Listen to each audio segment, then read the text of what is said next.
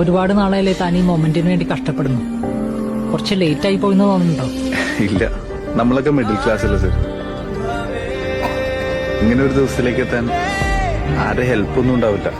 നമ്മൾ തന്നെ സ്വയം കണ്ടുപിടിച്ച് കഷ്ടപ്പെട്ട് തന്നെ വരണം.